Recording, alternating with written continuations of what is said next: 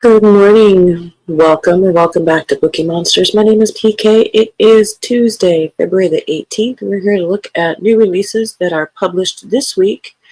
On Tuesdays, we look at crime fiction and thrillers, so the darker side.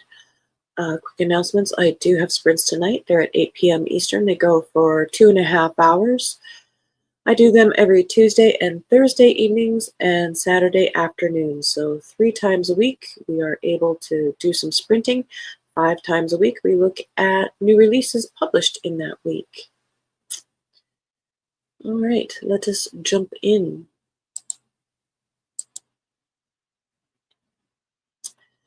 This first one is a series I have been reading. I'm a couple books behind, maybe more than that. This is called Cold as Hell by Kelly Armstrong, third in Haven's Rock. Haven's Rock series is a continuation of a previous series, so you should start with that one.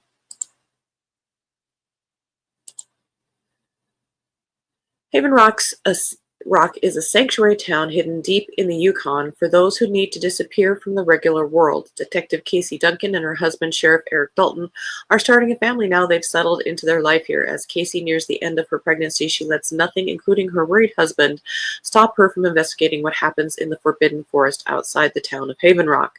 When one of the town's residents is drugged and wanders too close to the edge of town, she's dragged into the woods kicking and screaming.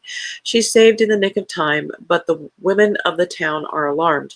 Casey and Eric investigate the assault just as a snowstorm hits Haven's Rock, covering the forest. It's there they find a frozen body naked in the snow. With mixed accounts of the women's last movements, the two begin to question who they can trust and who they can't in their seemingly safe haven.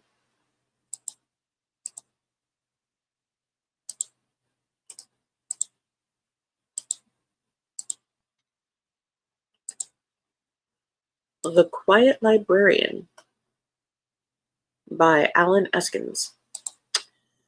Hannah Babbitt is a quiet middle-aged librarian in Minnesota who wants nothing more than to be left alone. But when a detective arrives with the news that her best friend has been murdered, Hannah knows that something evil has come for her, a dark remnant of the past she and her friend had shared.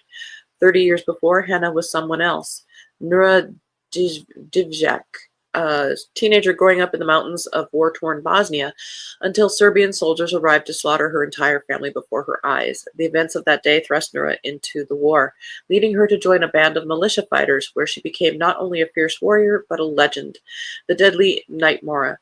But a shattering final act forced Nura to flee to the United States with a bounty on her head.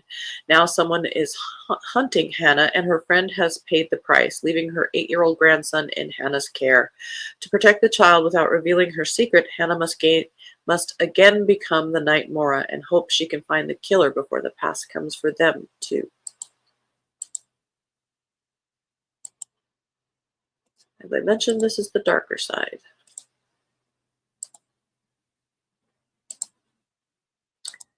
Good morning, Kim. How are you? Midnight Black by Mark Greaney. This is 14th in the Gray Man series.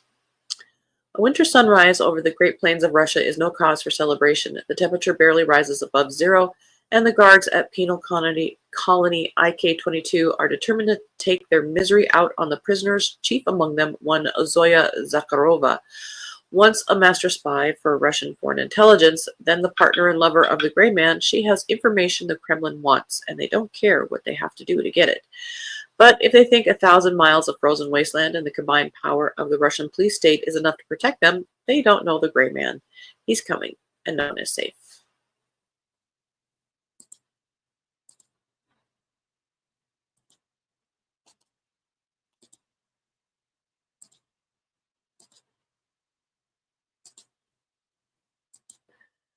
Cold, not as cold as you, but for sure. Yes, but for me, yes. Cold is cold. Hope you're able to stay home and cozy. Picks and Shovels by Cory Doctorow, third in the Martin Hench series. The year is 1986. The city is San Francisco. Here, Martin Hench will invent the forensic accountant. What a bounty hunter is to people, he is to money. But for now, he is an MIT dropout, odd-jobbing his way around a city still reeling from the invention of a revolutionary new technology that will change everything about crime forever, one we now take completely for granted. When Marty finds himself hired by Silicon Valley PC startup Fidelity Computing to investigate a group of disgruntled ex-employees who found a competitor startup who founded a competitor startup, he quickly realizes he's on the wrong side. Marty ditches the greasy old guys running Fidelity Computing without a second thought, utterly infatuated with the electric atmosphere of computing freedom. Located in the heart of the mission, this group of brilliant young women found themselves exhausted by the predatory business practices of Fidelity Computing and set out to beat them at their own game, making better computers and driving Fidelity Computing out of business. But this optimistic startup, fueled by young love and California-style burritos, has no idea the depth of the evil they're seeking to unroot or the risks they run. In this company, eat company city, Martin and his friends will be lucky to escape with their lives. End of row 1.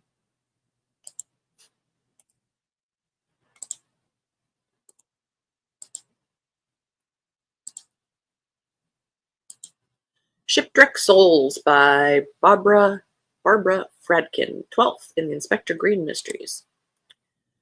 When Anya Kurchenko, a woman recently arrived in Ottawa from Ukraine, is found murdered in an obscure alleyway, the only clue is a scrap of paper in her pocket with the name Simka Grunstein written in 3 different alphabets. No such person seems to exist. While the police try to trace her past movements, an elderly man named Simon Stone, who lives nearby, is also murdered, and Inspector Michael Green is called in to interpret the mass of documents about the Second World War and the Holocaust stored in Stone's basement.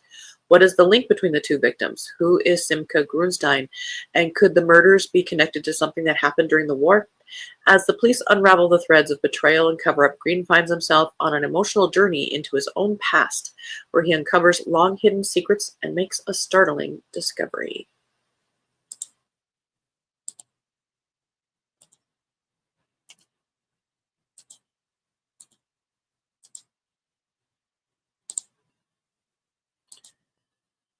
Kim says, I'll go later for my usual. I was thinking you had a Tuesday lunch.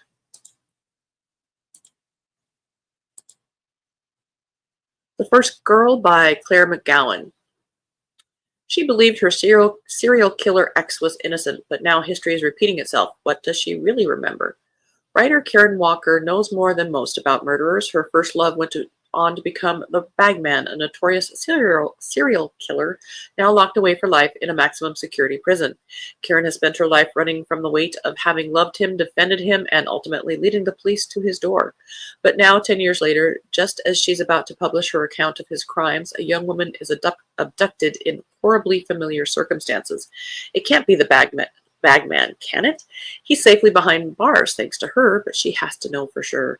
Returning to the hometown she thought she'd left for good, Karen is drawn into a deadly game of cat and mouse with the man she's never escaped. If there's any chance of saving the kidnapped girl, she'll have to face up to what really happened back then, once and for all.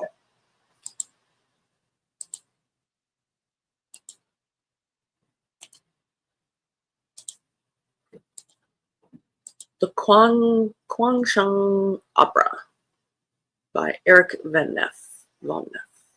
An erotic thriller filled with crime and suspense like you have never read before. In the heart of Guangzhou, China, Sansan finds herself thrust into an arranged marriage with Giri Kwan, a tyrannical figure who owns a laundry and garage in San Francisco. Trapped in a loveless union, Sansan endures Giri's brutality, refusing to return to her parents' home in shame.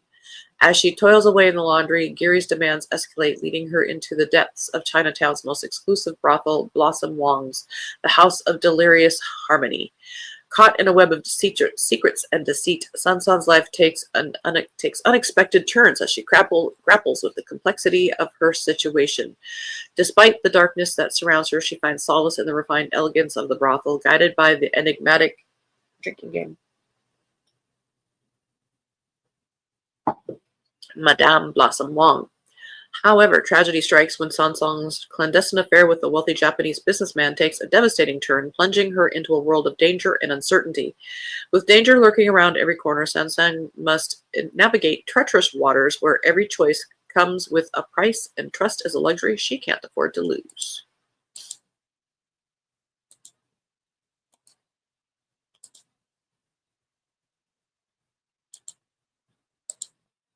Nothing Breaks Like a Heart by Barbara Freethy. Freethy? Kim, have to call and reschedule my lab work for tomorrow. It's supposed to be rainy and cold, plus don't have the money right now. I get that. Good morning, Mary. Happy Tuesday. The Gaslight are back. Hopefully finish up today. Yay! Oh, I'm so happy this is going to finally happen. The strongest lies aren't the ones we tell others. They're the ones we tell ourselves. I thought I'd found my fairy tale ending when Andrew Chadwick saved my life during a hotel fire and gave me a whirlwind love story I didn't think existed. But trusting him made me vulnerable, and believing in the impossible made me an easy target. 6 months later, we're celebrating our dream wedding at an exclusive island resort. Oh, don't do island resorts. Where every luxury imaginable is at our fingertips. It should be perfect. It should be paradise, but it's not. Trust is a fragile thing, and as cracks begin to form in our perfect life, I realize I might not know my new husband at all. Well, you've only known him about 6 months. The man I trusted with my heart is keeping dangerous secrets, and the closer I get to unraveling them, the more I realize it's not just my heart at risk, it's my life. And the road to.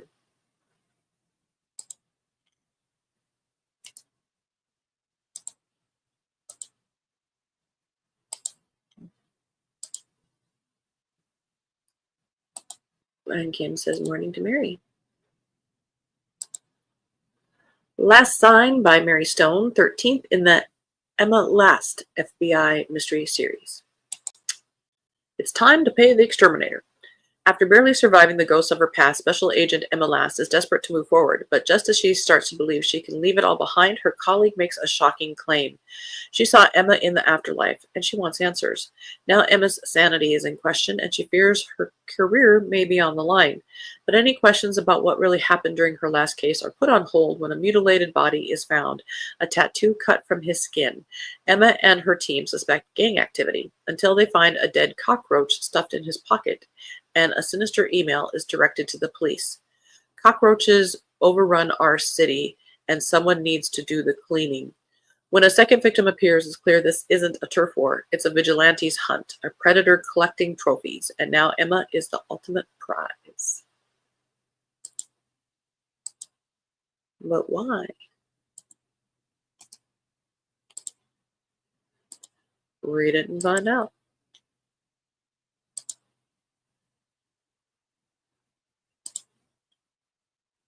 8 Years of Lies, a brand new blah blah blah by Lisa Hall. Was my marriage always built on lies? How could everything unravel so quickly? My life wasn't perfect. School runs, late meetings, family dinners, but we were happy. Then a single Facebook post destroys it all. Please, can anyone help me? Have you seen this man? I'm Lydia French. This is my husband and child. They have been missing for several months, and I'm desperate to find them. I look at the photo of a man and a little girl smiling in the sun and freeze. They're not Lydia French's husband and child. They're mine. I get a call from the school. Tom hasn't picked up our daughter. He's not answering his phone. His boss says he didn't show up for work. Nothing makes sense. Panic claws my chest as I piece together the fragments of my shattered reality. The man I've lived with for the past 8 years, the man I've made a home, a family, a life with, isn't who I thought he was at all. The man I married has been lying to me about everything.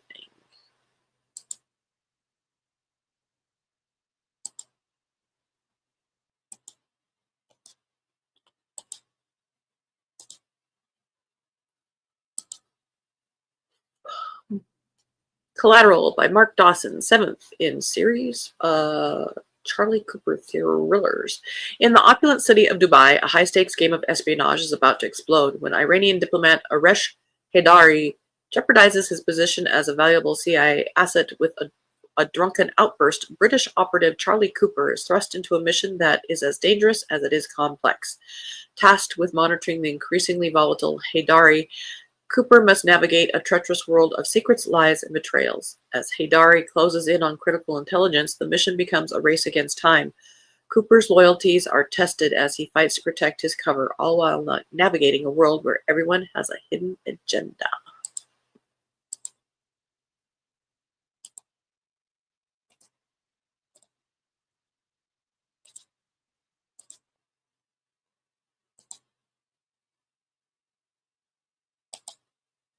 Good afternoon, Helen. How you doing? Mary says hello. Seem to be a lot of lies in this batch of books. Indeed. The Protector by Dan Lattis. 12th in the Frank Doy series. Frank Doy never wanted a fight, but he can't walk away from this one. Not now his oldest friend is under threat. It starts like any other day. Frank's out walking on the beach when a motorboat comes speeding into view, closing in fast. You in the boat, now! Barks the stranger on board, waving a gun at Frank.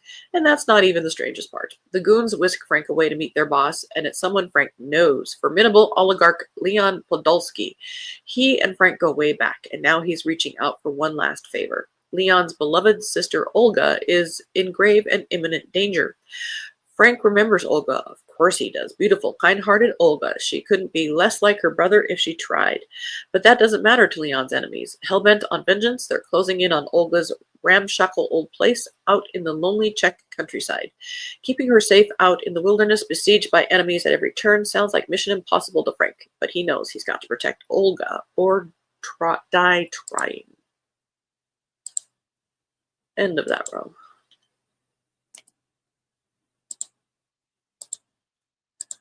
Find My Daughter by Jennifer Chase, 13th in the Detective Katie Scott series.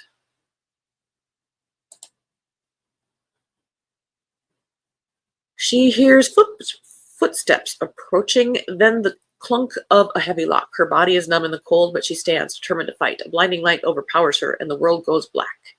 When Detective Katie Scott finds a woman dying in the car park, blood pooling around her, she reaches her just in time to hear her utter the words, "Find my daughter." Katie doesn't waste a second gathering her team and pulling the case file for the missing child, Anna Braxton, a teen with sparkling blue eyes and an even brighter future. Staring at the blank investigation board, Katie won't rest until she fulfills Anna's mother's dying wish. Searching the Braxtons' impeccable family home, Katie finds Anna's journal filled with teenage secrets. Buried among the pages, she thinks she finds a lead, a strange man reached out to Anna just days before she went missing. But the case takes a terrifying turn when Anna's best friend also vanishes. Hours later, a girl's body is found in the embers of a house fire, her yellow satin dress devastatingly beautiful amongst the ashes. Is it Anna, her best friend, or another girl? One thing is certain, a monster has the close-knit community of Pine Valley in a chokehold, and Katie must get one step ahead of the killer before any more precious young lives are taken. But at what cost?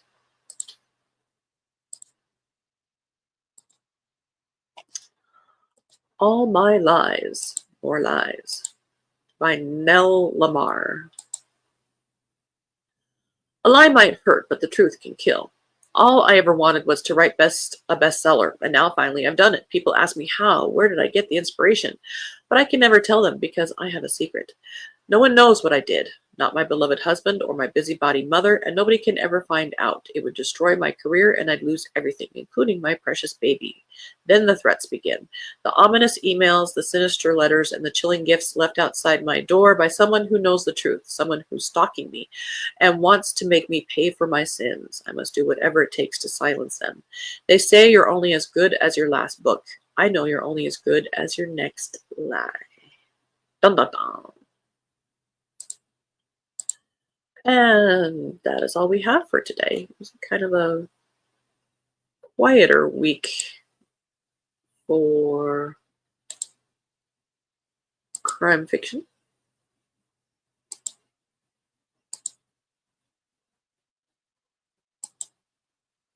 Even more lies, yes. Well, tomorrow we'll be looking at romance. We do have sprints tonight at 8 p.m. Eastern. Okay, go for 2.5 hours. So, last night was adventuresome. I had to take Steve to the ER. He slipped and broke his wrist. So we were up late last night. Didn't get home till almost 11. So I'm hoping maybe I can take this afternoon off. We shall see. But, just be careful out there, please. Be safe, be warm, and that's why they're called accidents, yes. Oh, no. Yeah, he was snow plowing and was putting it away and slipped on the cement of our extra garage. And that's how accidents happen. And it was -6 degrees out and bleh. But we are blessed. It's his left wrist, not his right arm. He didn't hit his head. He did not break a leg. He called me right away. So we are very blessed it was not worse. So, as I say, everybody, please be safe out there. Hope it heals quickly. Yeah, me too, because he's not the best patient. I'm just saying. So, hope to see you tonight or tomorrow. If you want to bring a friend, that's great too. We would love to grow. And as the banner says here, now I got to go gas my car because I'm nearly out because I was not anticipating an extra trip. So, as the banner says here, don't be a bookworm, be a bookie monster. Nom nom nom. Have a good day and God bless.